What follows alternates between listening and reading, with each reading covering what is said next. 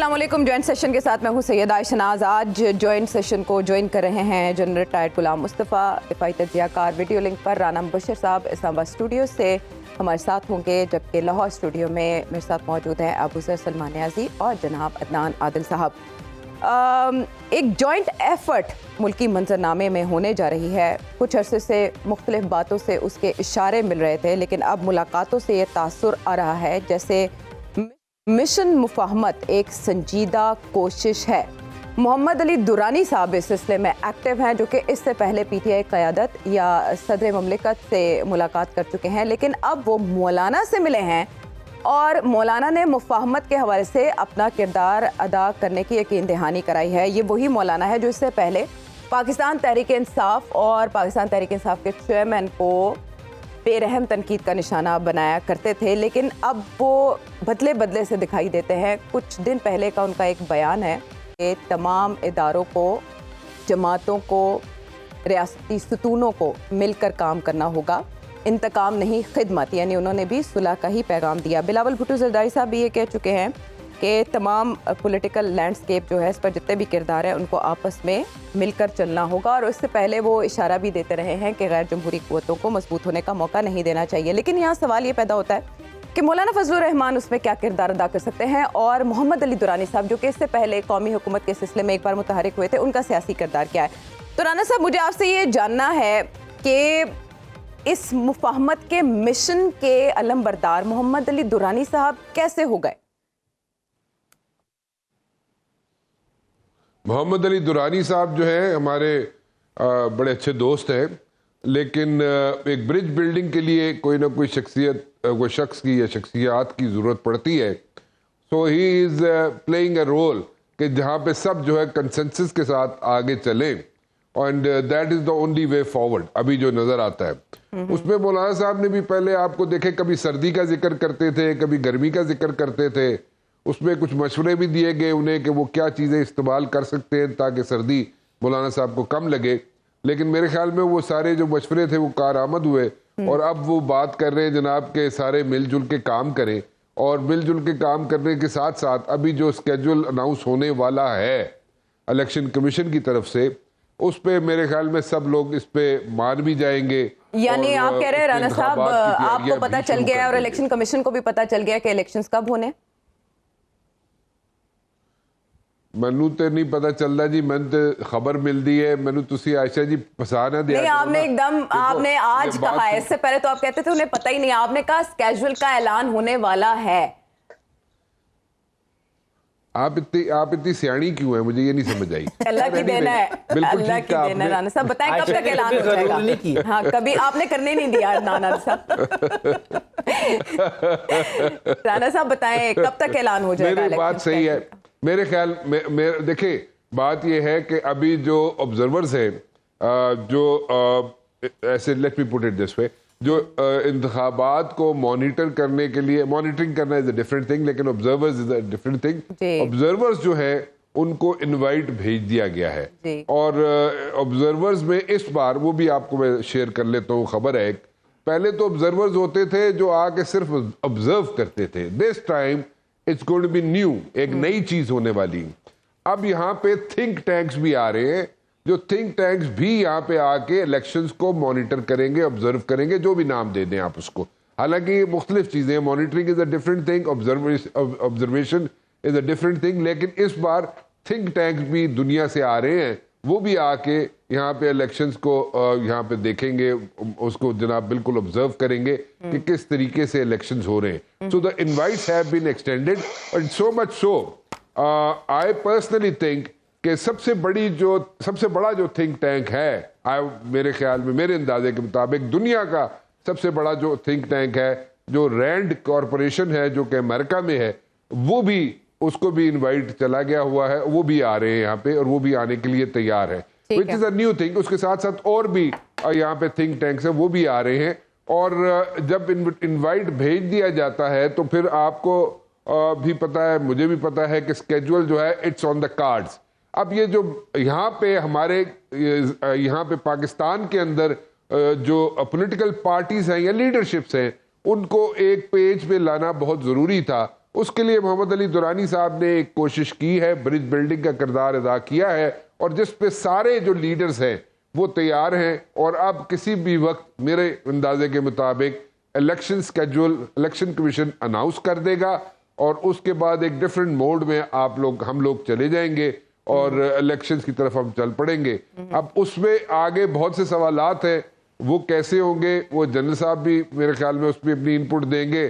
اب پتہ نہیں آج عدنان عادل صاحب نے کوئی کالی دیوی دیکھی ہے, نہیں دیکھی ہے, کوئی مووی دیکھی ہے, نہیں انڈین دیکھی, مجھے نہیں پتا, وہ دیں گے. اور میرے خیال میں آج ابو ذر بھی کھل کے بات کر لیں گے کہ ہمارے دوست آج نہیں ہیں یہاں پہ, تو ابو ذر کو بھی ایک لیول پلینگ فیلڈ مل جائے گی, اور ابو ذر بھی یہاں پہ جناب کھل کے بات کر سکیں گے. اچھا رانا صاحب ٹھیک ہے, پہنچ گئے, ہم سمجھ گئے. اچھا یہاں پر یہ صاحب گل اپنی کرو. ہاں آج جنرل صاحب ہیں میری پروٹیکشن کے لیے. ہاں اچھا جنرل صاحب یہ دیکھیں لیول پلینگ فیلڈ کی بات ہو رہی ہے, پھر ساتھ ہی رانا صاحب نے اشارہ دے دیا کہ عالمی مبصرین بھی آ رہے ہیں, تھنک ٹینکس بھی اب کی بار آ رہے ہیں.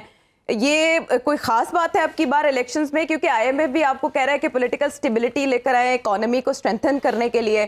پھر ساتھ ہی ہم دیکھ رہے ہیں کہ پی ٹی آئی سے ملاقات کرنے والے محمد علی درانی صاحب جا کے مولانا کو بھی اعتماد میں لیتے ہیں, مولانا راضی بھی ہو جاتے ہیں. یہ کیا پی ٹی آئی کے لیے کوئی سپیس ڈھونڈنے کی کوشش کرے تھے محمد علی درانی صاحب, یا یہ سب الیکشن کو لیجیٹمیسی دینے کے لیے ایفرٹ کی جا رہی ہے؟ ایک تو بڑا واضح ہے, اور میں شاید جس دن سے پی ڈی ایم معرض وجود میں تھی اس دن سے ہی میں کہہ رہا ہوں کہ بھئی ہماری سیاسی لیڈرشپ کو انتہائی سخت ضرورت ہے کہ بیٹھے اور جو پاکستان کے بیسک ایشوز ہیں ان پہ ایک چارٹر پہ متفق ہو جائیں. ایک چارٹر پاکستان کہہ لیجیے, جو بھی کہہ لیجیے اس پہ. لیکن اس کے بعد سے ہم سب بھی, رانا صاحب بھی, ہم سب بھی بات کرتے رہے کہ ہمیں ایک استحکام کی ضرورت ہے, اور استحکام لانے کے لیے سیاسی جماعتوں کا ایک پیج ہونا بہت ضروری ہے. اس میں اختلافات ہیں, لوگ ایسے کو برا برا کہتے رہے ہیں, مختلف ناموں سے پکارتے رہے ہیں, جو ایک اچھی روایت نہیں ہے ہماری سیاست میں. ایک تو اس کو بھی روکنا ہے, پھر اپنے جو یوتھ ہے جس کی سے وہ ایک دوسرے گلے پڑے ان کو بھی روکنا ہے. بہرحال یہ تو سائیڈ ایشوز ہیں. دیکھیے بیسک ایشو یہ ہے کہ اگر آپ نے الیکشن کروانے ہیں اور الیکشن کو ایک لیجیٹمیٹ اور ایک فیئرلی ایکسیپٹیبل لیول پہ لے کے آنا ہے, پھر بہت سم کرنے کی ضرورت ہے. میں فیئرلی اس لیے کہہ رہا ہوں کہ الیکشن کے اوپر انگلیاں اٹھیں گی میں بھی, لیکن اگر اکراس دی بورڈ آپ دیکھیے جنرلی ایکسیپٹ ہو جاتے ہیں الیکشن آپ کے, اور کوئی ایک گروہ یا ایک گروپ یا ایک پارٹی اس کے پیچھے ڈنڈا نہیں پڑ جاتی, تو پھر پاکستان میں استحکام آپ کو نظر آنا شروع ہو جائے گا. اور یہ جو بہت بڑی کوشش کی ہے پاکستان آرمڈ فورسز نے, ایک پلیٹ فارم مہیا کیا ہے جہاں سے ہم پاکستان میں اکنامک ریوائول کی طرف چل پڑے ہوئے ہیں, اور امید ہے کہ ہم چلتے رہیں گے اور اس میں کامیابی ملے گی. اس کو بھی ایک بہت بڑا اس سے ایک کیا کہہ لیجیے کہ مہمیز ملے گی اس چیز کو بھی. تو اس کے لیے جو بھی کوئی کوشش کر رہا ہے ہمیں اس کو ایک تو کوشش کو داد دینی چاہیے. اور جو لوگ بھی اس میں اپنے ذاتی اختلافات کو بھلا کر یا اپنے ذاتی نظریات کو بھلا کر اس سے اوپر اٹھ کر بات کر رہے ہیں, ہمیں ان کو بھی اپریشیٹ کرنا چاہیے. ٹھیک ہے ٹھیک ہے. مشکل یہ ہے کہ کیا جب یہ سب جو بات کر رہے ہیں کیا اس میں تمام سیاسی جماعتوں کو شامل کرنا چاہتے ہیں وہ لوگ, چاہے وہ میاں صاحب ہوں, چاہے فضل الرحمان صاحب ہوں, چاہے اور شخصیت ہوں. اگر اس کا سوال جواب وہ دے سکتے ہیں تو پھر دیکھیے کہ حالات الیکشن کی ڈیٹ سے پہلے میں سمجھتا ہوں کہ یہ ضروری ہے اس قسم کا ایک لوز قسم کا کوئی اگریمنٹ سامنے آ جائے جس سے آپ الیکشن کی طرف بڑھ سکیں. ٹھیک ہے. وہ الیکشنز اور الیکشن کے بعد کے حالات جو ہیں وہ شاید اتنے موافق نہ ہوں جتنے ہم جاتے ہیں اس کے لیے. ٹھیک ہے. اس کا مطلب ہے کہ مینڈیٹ ہونا چاہیے نا محمد علی درانی صاحب کے پاس. تانا سب ساری سیاسی جماعتوں کو شامل کرنے کی یہاں پر بات ہوئی, آپ کے خیال میں اس کی کامیابی کے کتنے چانسز ہیں, اور اس مفاہمتی مشن کا بینیفیشری کون ہوگا؟ کوئی چانسز نہیں ہے. سب کے مفادات کے بہت ٹکراؤ ہے, بہت سخت ٹکراؤ ہے. مولانا فضل الرحمان کا تو مانگ رہے ہیں اسپیس, ان کی تو پہلے ہی 2% پورے پاکستان میں ووٹ بینک تھا, اب وہ بالکل فارغ ہو گئے ہیں کے پی سے, تو وہ تو کریں گے ایسی باتیں کہ مجھے تھوڑی اسپیس دو. اصل مسئلہ یہ ہے کہ لوگوں کو نظر آ رہا ہے کہ ایک تو پی ٹی آئی -1 ہونے جا رہی ہے, اور جو ان کے چیئرمین ہیں اور ان کے بہت قریبی ساتھی ہیں وہ مائنس ہونے جا رہے ہیں. تو کوئی soft version P T I کا ایسا میدان میں رہے جس سے کریڈیبلٹی جو ہے وہ اس سارے پروسیس کی بن جائے. دوسری بات یہ ہے کہ جو لوگوں کو نظر آ رہا ہے کہ سرکاری مشینری بہت زیادہ فیسیلیٹیٹ کر رہی ہے نون لیگ کو اور نواز شریف کو، تو پھر اگر ان کے لیے اوپن فیلڈ ہو گیا اور وہ بالکل بے لگام ہو گئے تو ہماری تو ویلیو ہی ختم ہو جائے گی. پیپلز پارٹی کی کیا ویلیو رہ جائے گی، فضل الرحمان کی کیا ویلیو رہ جائے گی؟ وہ سمپل میجورٹی سے یا اس سے بھی زیادہ سیٹیں لے کے اگر آ جاتے ہیں جس طرح کے حالات ہیں اس وقت، تو پھر تو پیپلز پارٹی کی کولیشن میں کوئی ضرورت نہیں ہوگی اور نہ فضل الرحمان کی ہوگی. تو پھر صدر کے لیے وہ بارگین کس چیز بنیاد پہ کریں گے، یا کسی اور عہدے کے لیے یا وزارتوں کے لیے؟ تو سب لوگ یہ چاہتے ہیں کہ اصل تو نون لیگ کا میدان ہے پنجاب، تو پنجاب میں کوئی مقابلہ ان کا صرف ایک پارٹی کر سکتی ہے، وہ ہے پی ٹی آئی. نہ پیپلز پارٹی کر سکتی ہے، نہ جے یو آئی کر سکتی ہے. تو اب پیپلز پارٹی کا بھی مفاد ہے کہ پی ٹی آئی جو ہے وہ میدان میں رہے اور پنجاب سے سیٹیں نکالے، تاکہ نون لیگ بے لگام نہ ہو اور نواز شریف کو پیپلز پارٹی کی ضرورت رہے. اور وہ یہ ایک پریکٹیکل کنسیڈریشن ہے کہ وہ ایک کولیشن کے لیے پیپلز پارٹی کی طرف دیکھیں نواز شریف، پھر وہ بارگیننگ کر سکیں گے اپنے لیے وزارتیں یا صدر کا عہدہ یا جو بھی گورنر کا عہدہ سندھ میں، اور اسی طرح ایم کیو ایم کا بھی ہوگا معاملہ. تو اصل میں ان کے جو مفادات ہیں پارٹیز کے، وہ ان کو ڈکٹیٹ کر رہے ہیں کہ کسی طرح پنجاب میں بالکل کھلا میدان نون لیگ کو نہ مل جائے کہ وہ پورا پنجاب سویپ کر کے اور پنجاب کے بلبوتے پہ ایک سمپل میجورٹی لے لے اور باقی جماعتیں جو ہیں نا کھڈے لائن لگا دے. کیونکہ سیاست میں کوئی پرماننٹ دوست نہیں ہوتا، نہ دشمن ہوتا ہے، آپ کے اتحادی ہوتے ہیں. ٹھیک ہے. تو اب اسی بنیاد کے اوپر یہ کہہ رہے ہیں کہ سب کے لیے گنجائش ہونی چاہیے. فضل الرحمان یعنی حجت تمام کر رہے ہیں آپ کے خیال میں؟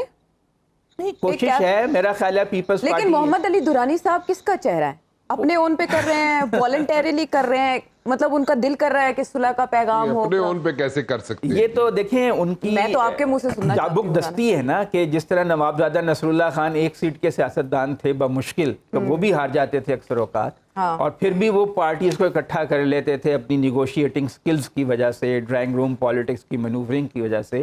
تو وہی رول ادا کرنا چاہ رہے ہیں محمد علی درانی کہ وہ اب نیشنل اس پہ ڈسکس ہو رہے ہیں میڈیا پہ. ان کی تو پروونشل سیٹ بھی نہیں ہے، لیکن انہوں نے اپنے آپ کو اتنی اہمیت دلوا لی ہے اس طرح ملاقاتیں کر کے. یہ تو ان کی لیکن آپ کو پتہ ہے کس دور میں وزیر اطلاعات رہے ہیں، اچھی گفتگو فرماتے ہیں.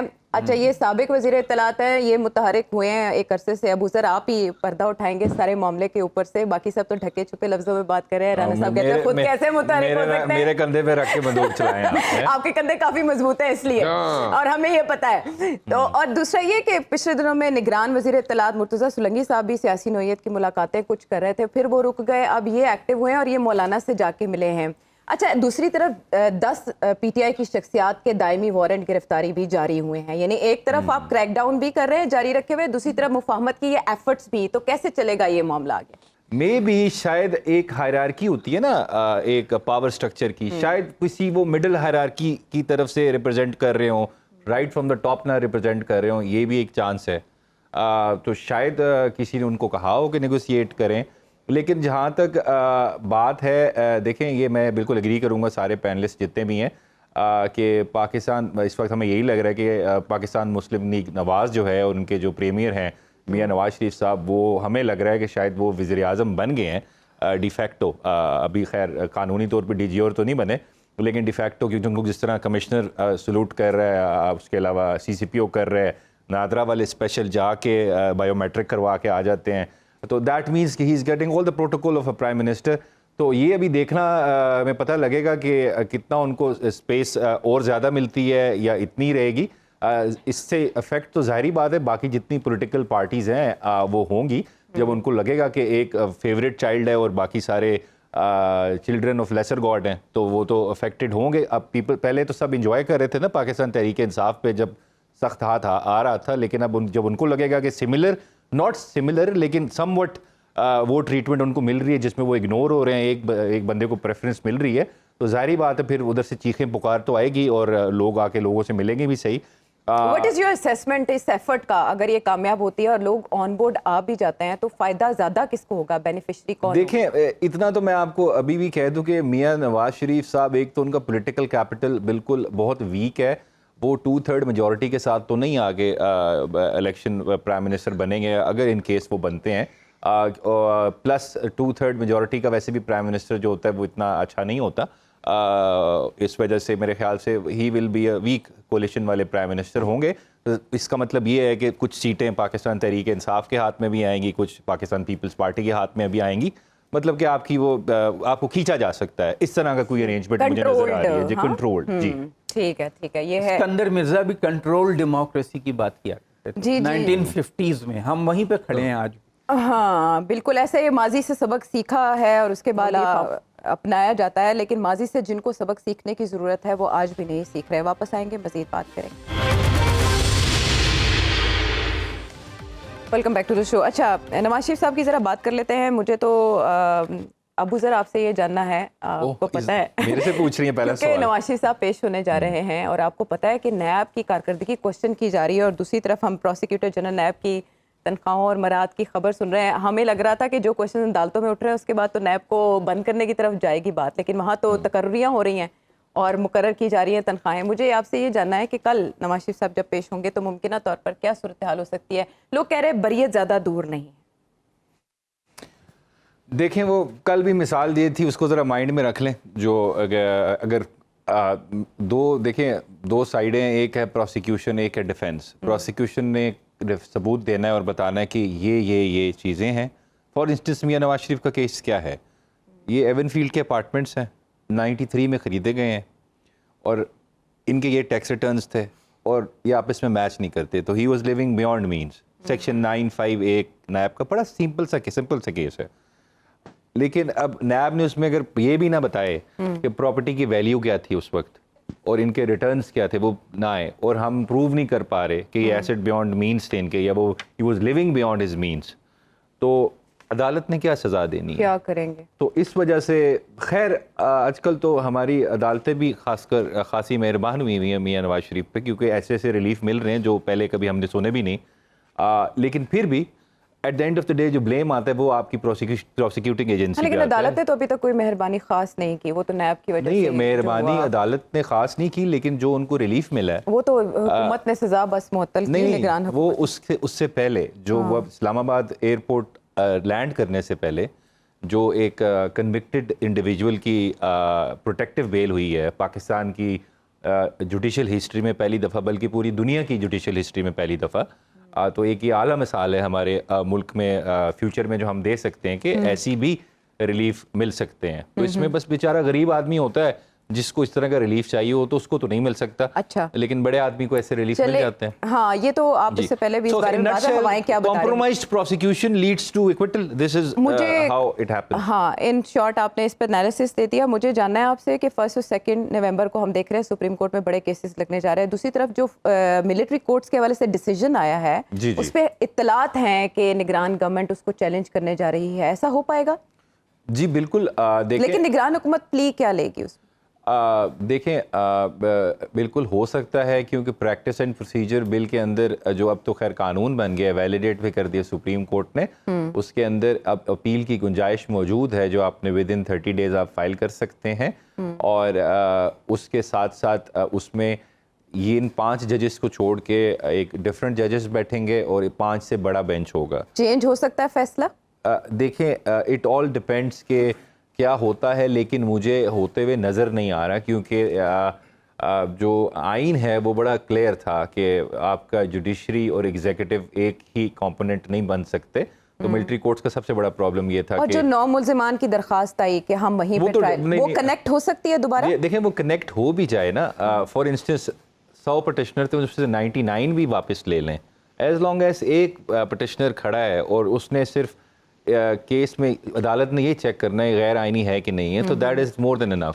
اب کوئی واپس کر دے that is not an issue, کیونکہ یہ پرسنل ایشو تو تھا نہیں کسی کا نا, یہ کانسٹیٹیوشنل پبلک امپورٹنس کا کیس تھا کہ کیا سویلینس کے ٹرائل ملٹری کورٹ میں ہو سکتا ہے نہیں ہو سکتا. یہ بے شک اس میں اب اعتزاز احسن صاحب بھی پٹیشنر تھے, फॉर इंस्टेंस वो तो किसी में एक्यूज नहीं थे ना, तो अगर उनकी पिटिशन अलाउ हो जाती है तो इस वजह से जो सारे विड्रॉ भी कर जाए। ख्वाजा साहब जी, तो वही मैं कह रहा हूँ ना, ये तो एक पाकिस्तान का ओवरऑल एक प्रॉब्लम था मैक्रो लेवल पे, तो इस वजह से इसमें इंडिविजुअल अगर कोई आके वापस लेते हैं दैट डजंट मैटर, कि आप खुद ज्यूरिसडिक्शन अपने आप पे नहीं बना सकते, वो आइन और कानून ने देनी होती है आपको jurisdiction, so that is not relevant. लेकिन इसमें देखें हमारे चीफ जस्टिस साहब 2015 में ऑलरेडी कह चुके हैं कि मिलिट्री कोर्ट्स गैर आइनी है, और ये तब उन्होंने कहा था जब आइन में तरमीम हो के मिलिट्री कोर्ट्स बने थे। तो अब तो सिंपल कानून से बने हुए मिलिट्री कोर्ट्स थे, तो आई डोंट सी के, और इसमें जस्टिस अथर मनिल्ला का काफी व्यू है, इम्तिहान तो नहीं होगा मेरे ख्याल से। ऑलरेडी अगर आप इनका देखें ना, आइडियोलॉजिकल लीनिंग्स जो हैं वो मुझे होते हुए नजर नहीं आ रही कि प्रो मिलिट्री कोर्ट्स हैं, इस वजह से मुझे नहीं इतना चांस नजर आ रहा कि ये ओवरटर्न हो सकता है केस। अच्छा, मैं एक बात कहना चाहता हूँ, वो अभी आप पहले पूछ रही थी ना कि इलेक्शन होंगे कब होंगे। जी बिल्कुल। तो वो मुझे बाबा जी का मैसेज आया कि 28 जनवरी को तय हो गई। बाबा जी से मुराद वो तो नहीं, वो मेरे बुजुर्ग हैं, रूहानी बात बाबा। मैंने कहा आप हारून रशीद साहब की बात तो नहीं ना करें। नहीं, वो बाबा जी नहीं है, वो जवान आदमी है। तो इसमें क्योंकि आप उनके साथ शो करते थे तो मैंने कहा शायद आप नहीं, मेरे रूहानी बाबा जी का फोन आया, वो मैसेज आया, वो कह रहे हैं 28 जनवरी को पक्की बात है। अच्छा, चले आप जब बाबा जी की बात हो रही है तो राणा साहब की तरफ चलते हैं। राणा साहब तो बाबा जी नहीं है।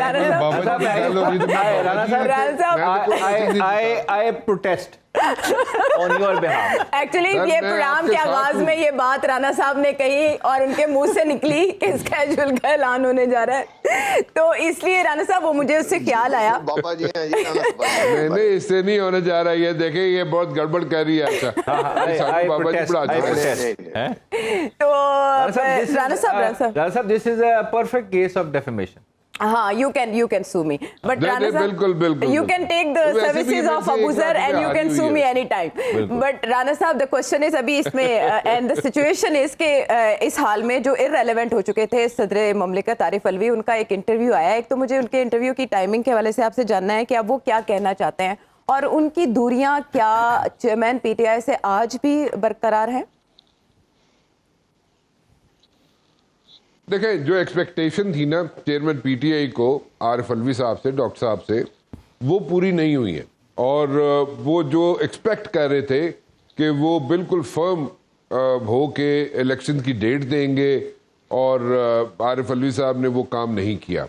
वो इफ्स एंड बट्स में जिस तरीके से उन्होंने दरमियानी रास्ता इख्तियार किया और वो अपने साइड से होके निकल गए, और सारा मुद्दा जो है उन्होंने इलेक्शन कमीशन पे डाल दिया। अब देखें, आज कल की बात है शायद कि चीफ जस्टिस साहब ने भी कहा कि जी सारा काम अगर करना ही इलेक्शन कमीशन ने तो केयर टेकर सेटअप दी की लोड़ है। ठीक है, फिर केयर टेकर सेटअप ही ना रखो, सारा काम इलेक्शन कमीशन को नहीं करा लो। ठीक है, तो वो उनकी जगह चीफ जस्टिस साहब की बात दुरुस्त है, बात तो सही है कि भाई इतना फिर करने की क्या जरूरत है, एक नई कैबिनेट, तो नया वजीर आजम, और वो भी जनाब बात ये है ना कि बात तो बहुत अच्छी है, सारे 16 आने खरी बात की है, लेकिन इस पर पेशरफ भी तो हो ना, कुछ बुनियादें भी तो बने, कुछ उसूल और ज़ाब्ते तय कर लिए जाएं। सिर्फ एक बात करना फिर उसके बाद उस पर दोबारा ना बैठना तो हवाई बातें। देखें आयशा, आप देखें, आपका दिल कर, आप लोग बैठे हुए यहाँ पे सारे एक बात है, this is on the lighter side. आपका दिल करे आप मुझे बुढ़ा बना दें, आपका दिल करे मुझे जवान बना दें। अच्छा, वैसे राणा साहब देखें, बाबा से मुराद बिल्कुल एज सेंट्रिक नहीं है। बाबा से मुराद पहुंचे हुए जिनकी रसाई हो, जिनको नहीं आयशा, जिनके पास मुअक्कल हो, जो अल्लाह मियां के करीब हो, जी करीब होने वाले हो। देखा अदनान साहब कितने खुश हुए हैं। अच्छा, नहीं, ये नहीं हो सकता, हो नहीं सकता, इट्स नॉट पॉसिबल। और हमें थोड़ा आउट ऑफ द बॉक्स चलना पड़ेगा और थोड़ी सी चेंजेस लानी पड़ेंगी। और जिस तरीके से ये काम चल रहा है ना कि वहाँ पे जो केयर टेकर प्राइम मिनिस्टर साहब हैं, वो जिस तरीके से उन्होंने प्रेस कॉन्फ्रेंस की और जिस तरीके से उन्होंने जवाब दिए, मैं उनको कोई क्रिटिसाइज नहीं कर रहा उनको, लेकिन मेरे ख्याल में वो ऐसे तरीके से, बेहतर तरीके से जर्नलिस्ट को ट्रीट कर सकते थे, और उसमें कोई ऐसी बुराई नहीं है। और अगर उनको बेहतर तरीके से ट्रीट करते तो उनका बड़ा पन था। वो एक केयर टेकर प्राइम मिनिस्टर है, और پھر وہ ان کو ایک اچھا مطلب جرنلسٹوں کو بھی اچھا لگتا, بعد میں بھی جب وہ آفس میں نہ ہوتے تب بھی جرنلسٹ ان کے ساتھ منگل کرتے, اس کو ان کے ساتھ ان کی عزت کرتے, ابھی بھی کرتے ہیں ان کی عزت. لیکن دا پوائنٹ از کہ میرے خیال میں اٹ واز انکالڈ فار, جس طریقے سے انہوں نے ڈیل کیا جرنلسٹوں کو, اسپیشلی لیڈی جرنلسٹ کو. وہ anyways that's a separate thing. اچھا یہ بتا دیں آئی ایم ایف کی ٹیم 2 نومبر کو آ رہی ہے, جائزہ پروگرام تسلی بخش رہے گا ان کا یہ وزٹ؟ رانا صاحب ایک چیز, یہ انٹرم پی ایم پہ رانا صاحب نے ایک بات کی. رانا صاحب وہ with all due respect to interim P M, آپ کو یاد ہوگا ابراہم لنکن نے کہا تھا کہ nearly all men can stand adversity but if you want to check the character of a person give him power. Abu Zar کو نا کالج میں یاد کیے ہوئے سارے محاورے یاد ہیں سر. وکیل کا جب حافظہ ہی نہ ہو تو وکیل کس کام کا؟ نہیں وہ ابو ذر کو صرف یہ چیزیں یاد نہیں ہے, یہ ابو ذر کو حلوہ بھی یاد ہے کہ حلوے کے اندر بم نہیں پھٹتا. ابو ذر کو سارا دن رانا صاحب بتائیں, آئی ایم ایف کی جائزہ ٹیم آئے گی تو کوئی بم تو نہیں پھٹے گا پاکستانی عوام کے سر پر؟ جائزے کے حوالے سے ساری تیاریاں میرے خیال میں آپ کو نہیں میرے خیال میں آپ کی جو گیس کی قیمت ہے اس میں 200% کے قریب اضافہ ہو جائے گا. آپ کے تھوڑی سی چیزیں اور تھوڑی سی ٹیکس نیٹ پہ تھوڑا سا اثر پڑے گا, تھوڑی سی اور 1-2 چیزیں ہیں جو ابھی تک فلفل نہیں ہوئی, وہ تھوڑی سی ان کو ایڈریس کرنے کی ضرورت ہے. اور میرا ذاتی خیال یہ ہے کہ یہ ساری چیزیں جو ہیں یہ الیکشنز کے رزلٹ سے پہلے جو بھی کرنا ہے وہ پہلے کیا جائے گا, تاکہ نئی جو حکومت آئے اور جو میاں نواز شریف صاحب کی اگر حکومت آ رہی ہے جیسے کہ نظر آ رہا ہے تو ان پہ بوجھ نہ پڑے, ان کے اوپر ذمہ داری نہ پڑے. تو جو بھی کچھ بھی ہونا ہے وہ کیئر ٹیکر سیٹ اپ ہی کر لے تو وہ زیادہ بہتر ہے. اس سے پہلے آپ نے چیف جسٹس کی بات کی کہ ان کا کہنا تھا کیا جواز ہے نگران, تو یہ نگران حکومت شاید اس نوعیت کے فیصلوں کے لیے, غیر مقبول فیصلوں کے لیے رکھی جاتی ہے. اس سے پہلے پی ڈی ایم کی گورنمنٹ نے ایسے اعلانات نہیں کیے, نگران حکومت کے آنے کا انتظار کیا گیا. اور اب آپ جیسے سردیاں قریب ہیں تو گیس کی قیمتوں میں اضافہ بھی ہونے جا رہا ہے, اور آئی ایم ایف وزٹ, اس کے بعد دیکھیں آپ کے لیے کیا کیا تحفے منتظر ہیں. یہ ہے ابھی تک کی جو حکومتی پالیسیز, ان کا نتیجہ. بریک کے بعد آتے ہیں واپس.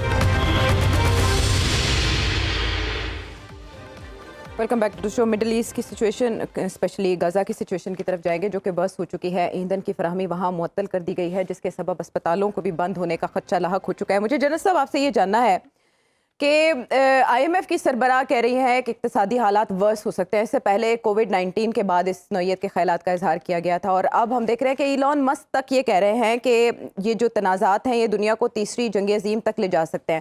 ملاقاتیں تو ہم بہت دیکھ رہے ہیں, سعودی ولی عہد کا رابطہ امریکن پریزیڈنٹ سے بھی ہوتا ہے, اور دوسری طرف دوحہ میں قطری اور ترک وزراء خارجہ بھی ملتے ہیں, لیکن کوئی سیز فائر ابھی تک نہیں کروا سکا. اس کی کیا وجہ ہے؟ سیز فائر اس وقت تک نہیں ہوگا جب کہ امریکہ بہادر, اس کے ساتھ برطانیہ, فرانس, یہ ملک نہیں چاہیں گے.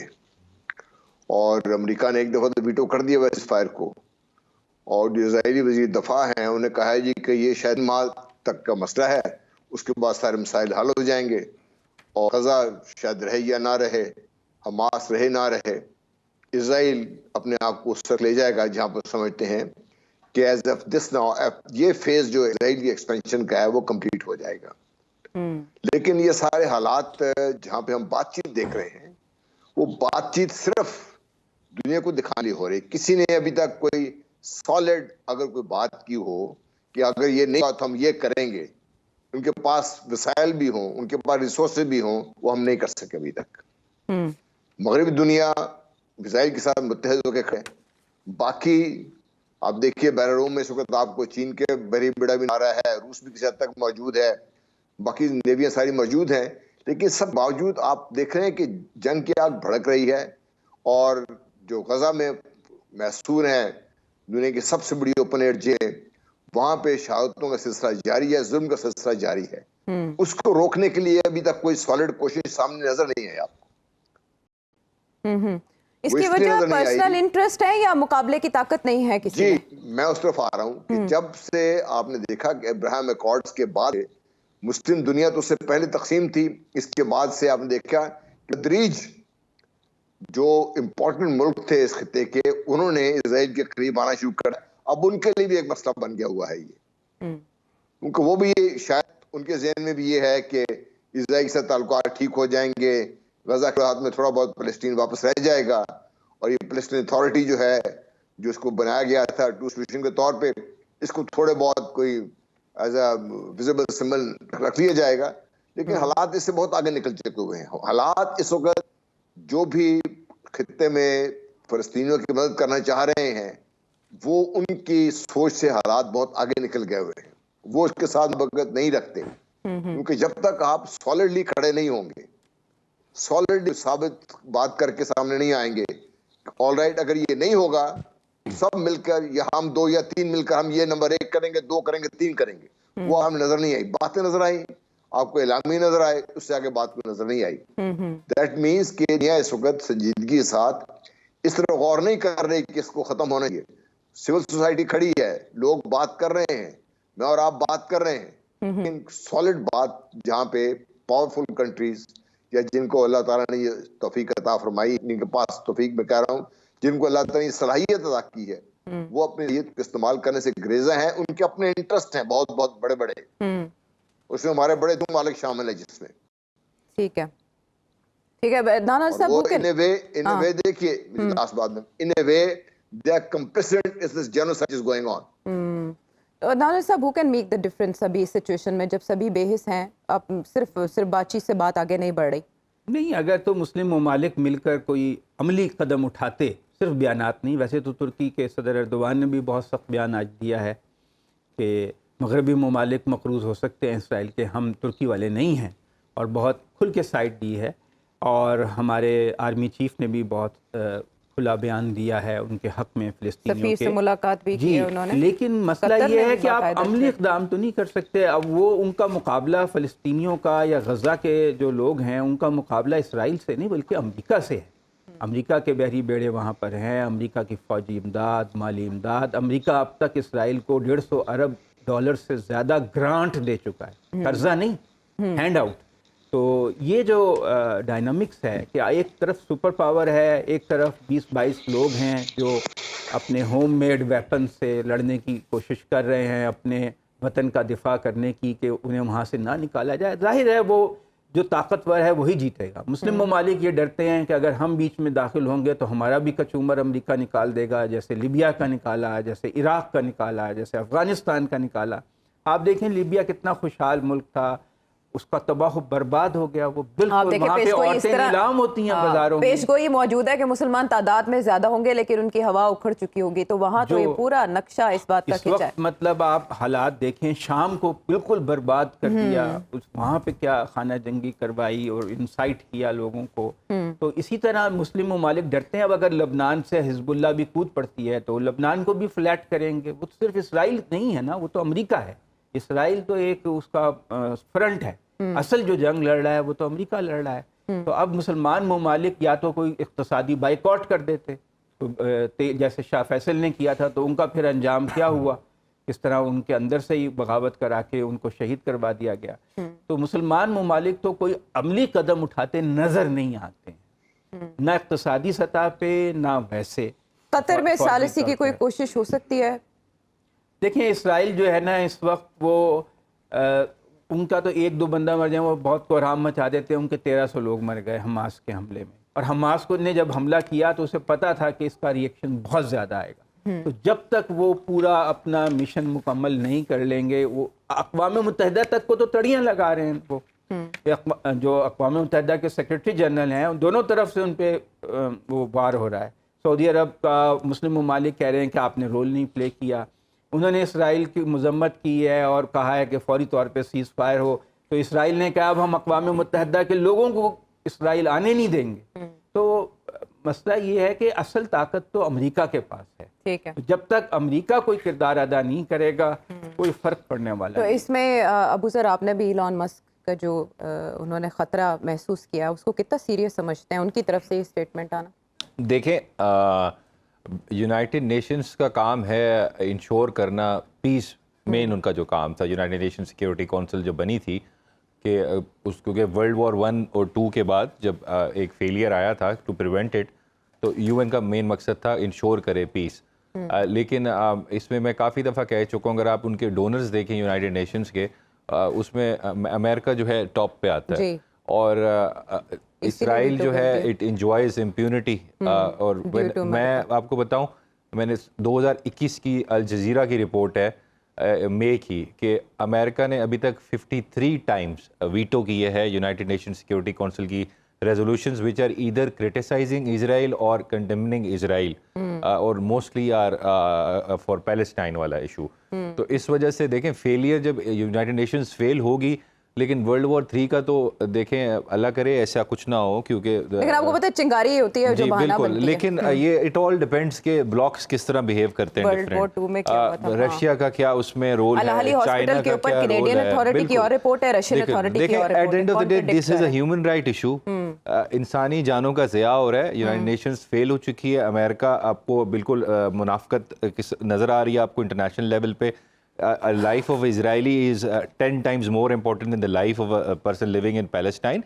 So بالکل potential ہے, conflict بڑھ سکتا ہے. کہ جتنے معاہدے ہیں اور علمبردار ہیں ان کا منہ چڑھا رہے ہیں اور یہ تبصرہ اس سچویشن پر کافی ہے. اگلے پروگرام تک کے لیے اجازت ہے.